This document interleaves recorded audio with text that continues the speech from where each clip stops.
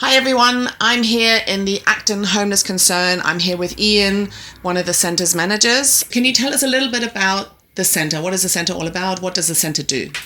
Well, the two centres that we've got is Acton Homeless Concern, and we've got the Damien Centre, which is more like a cafe and a social place that people could meet.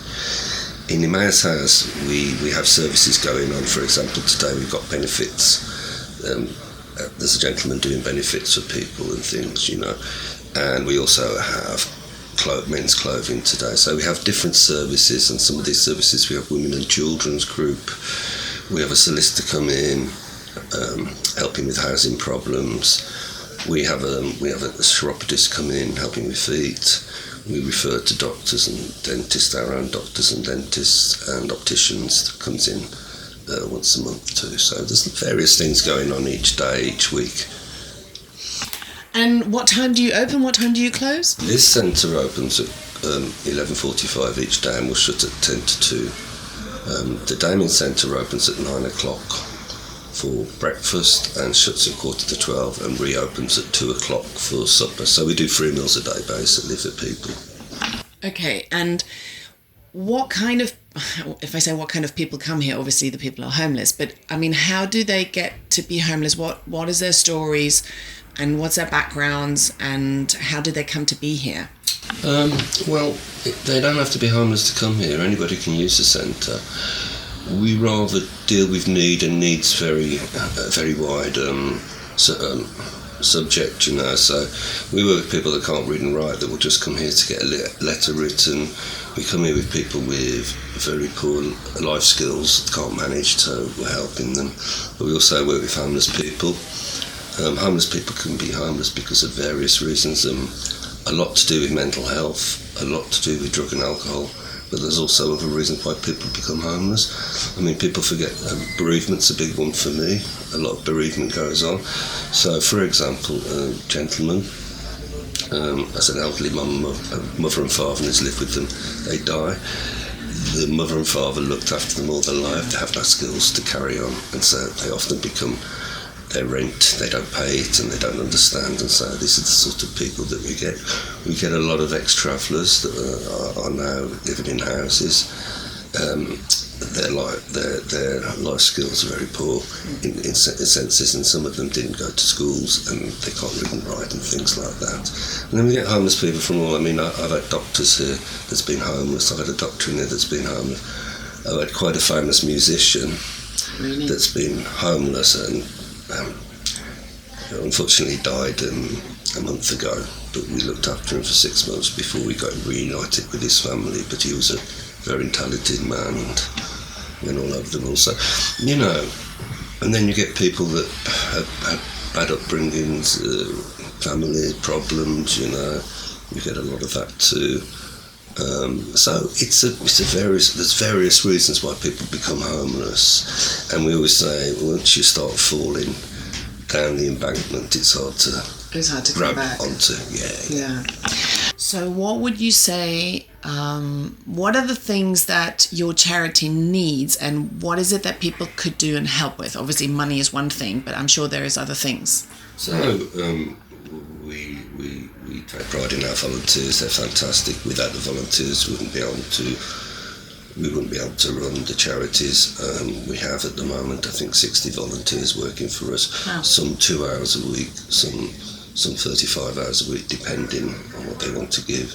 So for me, it's volunteers that I'm always looking for. It's clothing I'm always looking for. Toiletries I'm always looking for.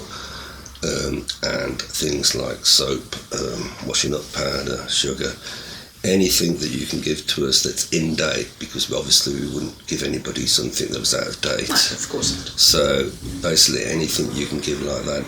And finance helps. I mean, I've been asking over Christmas for Oyster cards because it's amazing. Nobody's, they can't afford to get on the bus, and sometimes they get into so much trouble when they go on the bus because they haven't got a bus ticket and they get fined, and then that comes back to me. And so there's a lot of companies over Christmas have given me Oyster cards. They're fantastic. If anybody can just buy an Oyster card, put £5 on it, it's great. It's fantastic because we can get people, for example, to say Mungo's, to housing appointments, to drug and alcohol counselling and things like that. So that's really important, the travel aspect of it all.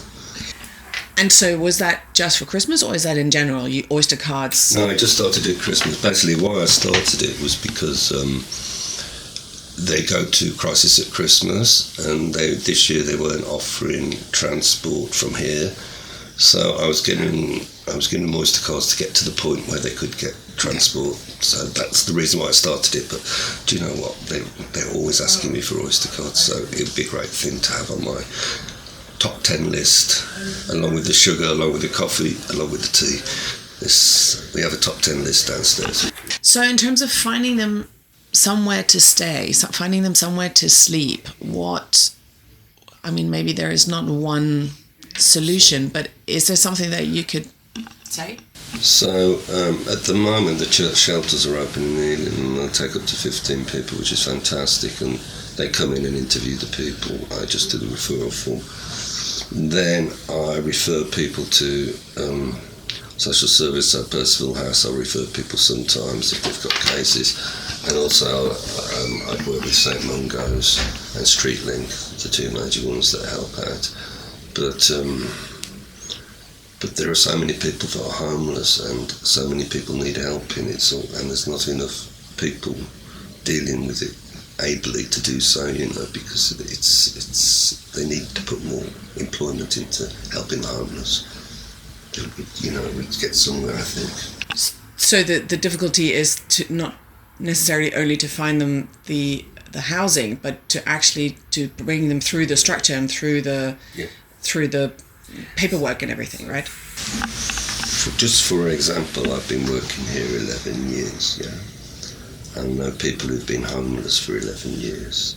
Now, that was because they're not entitled to benefits and things, but they've been living in parks and they've been living in sheds and garages, and they've got used to it so much now, So this is a constant thing, why homeless people that have been homeless that long, they work, they get a job in a building site, and then 3 weeks later they haven't got the job. It's not because they lose the job, there's no more employment there, so the next one, and they wait and they get another job. It's kind of like that, but it's not helping their cause, because when they do get the money, a lot of them spend it on hostels, and it eats all the money up, do you see? Yeah, of course. It's not an easy situation to come out of. No. Okay, so is there anyone here that you think I could be talking to that we can maybe try and help and find a job for? Shall we go and see downstairs? Yeah, possibly a few people actually. So. Okay, great. So let's wrap up and we'll go downstairs and we'll see who I can find and who you can find. Thanks.